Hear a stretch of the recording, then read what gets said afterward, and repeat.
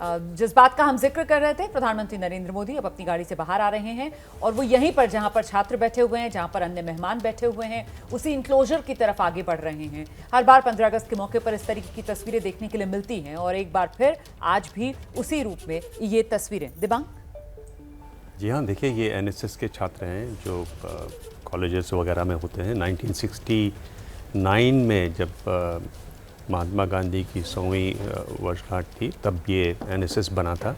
NCC के भी इसमें कैडेट्स होंगे जो 1947 में बना। जवाहरलाल नेहरू ने बहुत ध्यान दिया इस पर और ये हर बार हम ये देखते हैं इस तरह के चित्र जो हम इस समय सामने देख रहे हैं। प्रधानमंत्री सबसे मिलते हैं और एक तरीके से इन्होंने ही ये शुरुआत की लोगों से मिलने की। जी, प्रधानमंत्री संवाद कर रहे हैं। 2000 यहाँ पर छात्र छात्राएं बैठी हुई हैं, एनएसएस से जुड़ी हुई, एनसीसी से जुड़े हुए और यहाँ पर जो सैन्य स्कूल हैं उसमें पढ़ने वाले। और देखिए ये अंदाज प्रधानमंत्री नरेंद्र मोदी का, खासतौर से जब वो छात्रों से मिलते हैं, युवाओं से मिलते हैं, तो किस आत्मीयता के साथ उनके साथ संवाद करते हैं। एक बार फिर से उसी तरीके की ये तस्वीरें आपके सामने। हालांकि बादल डटे हुए हैं, हल्की हल्की बारिश भी हो रही है, लेकिन प्रधानमंत्री नरेंद्र मोदी हर बार की तरह इस बार भी छात्रों के बीच पहुंचे। और आज जब प्रधानमंत्री नरेंद्र मोदी का संबोधन चल रहा था, उस समय 2047 की बुनियाद रखने के लिए ये जो युवा शक्ति है, ये आज जो छात्र हैं, इनकी कितनी महत्वपूर्ण भूमिका रहने वाली है और रहेगी, इसको भी प्रधानमंत्री नरेंद्र मोदी ने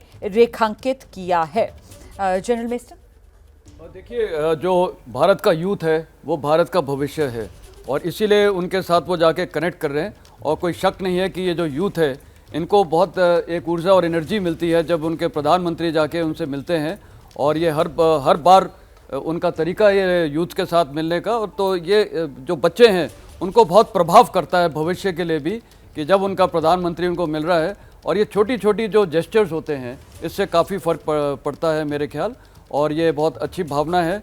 और आप देखिए यूथ भी उनके साथ इंटरेक्शन कर रहे हैं और वो कुछ इशारे ऐसे हो रहे हैं कि जैसे पढ़ाई लिखाई के बारे में भी बातचीत हो रही है। मेरे ख्याल इस प्रकार उनकी बातचीत है और काफ़ी समय निकाल रहे हैं। और जाहिर है कि वो यहाँ रुकना था और इसी गैलरी में आए हैं, वीआईपी गैलरी, और कहीं नहीं गए हैं, तो यहीं पर आके वो मिल रहे हैं। तो ये अच्छा जेस्चर है, यूथ को एक मोटिवेशन होता है इससे, बिल्कुल प्रेरणा मिलती है। और ये कनेक्ट जो प्रधानमंत्री नरेंद्र मोदी बना लेते हैं छात्रों के साथ, युवाओं के साथ और बच्चों के साथ, जो प्रधानमंत्री नरेंद्र मोदी की आत्मीयता है वो हमेशा हमें देखने के लिए मिलती है। जल्दी से आपका एक कमेंट, उसके बाद जो संबोधन रहा है प्रधानमंत्री नरेंद्र मोदी का, उस पर आगे विस्तार से चर्चा करेंगे। राकेश जी।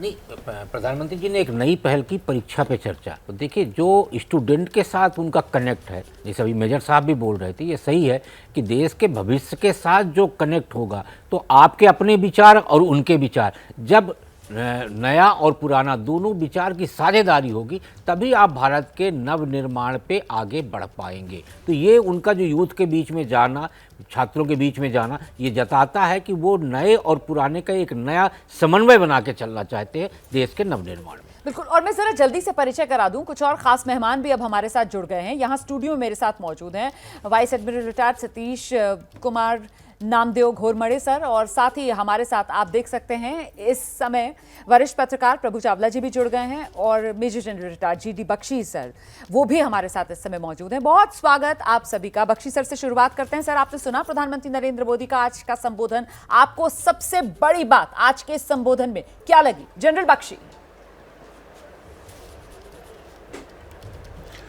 देखिए, जो ये 15 अगस्त का जो सेरेमनी होती है, ये जो रीति रिवाज रस्में हमें अपने उद्गम स्तोत्रों से जोड़ते हैं, ठीक है, they connect us to our origins. और इसी परंपरा के चलते प्रधानमंत्री जी ने आज 98 मिनट का भाषण दिया, जिसमें उन्होंने जो उनकी सरकार ने जो बड़ी मेहनत करी है और कई क्षेत्रों में हमारी जनता जनार्दन का विकास पहुंचाने की कोशिश की है, उसके बारे में सबको अवगत कराया। और उन्होंने 2047 की तरफ अपनी जो प्रोग्रेस को स्पीड अप करने की बात करी। बहुत से विषयों को उन्होंने टच किया, जिसमें जो चिंताजनक हालत बांग्लादेश में हो गई है, और वहाँ उन्होंने क्लियर संकेत दिया कि भारत चाहता है कि वहाँ की अल्पसंख्यकों का, वहाँ उनकी जो है प्रोटेक्शन की जाए। उन्होंने सेक्युलर सिविल कोड की बात करी, उन्होंने जो है नई एजुकेशन पॉलिसी की बात करी, उन्होंने बताया किस तरह हर घर नल पहुंचा दिया गया है और किस तरह हर घर बिजली पहुंचा दी गई है। उन्होंने बैंकिंग सेक्टर के रिफॉर्म्स की बात करी, जुडिशरी के रिफॉर्म्स की बात करी। उन्होंने जो है हमको ये भी बताया कि हम लोग अब एक स्वर्णिम युग में कदम ले रहे हैं, भारत का स्वर्णिम युग है जी। और कोविड के बाद जिस प्रकार हमारे देश की इकोनॉमी ने प्रोग्रेस करी है, बहुत कम लोगों ने की है।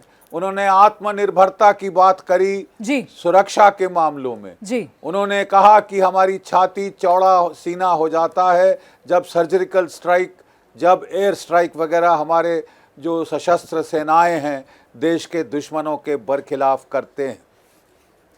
मैं समझता हूं कि एक बहुत ही प्रभावी, बहुत ही उत्साही उनका आज उद्घोष रहा, ठीक है। जो कि खासतर जिस तरह से आप देख रहे हैं वो देश के युवाओं से जाकर पर्सनल संपर्क कर रहे हैं।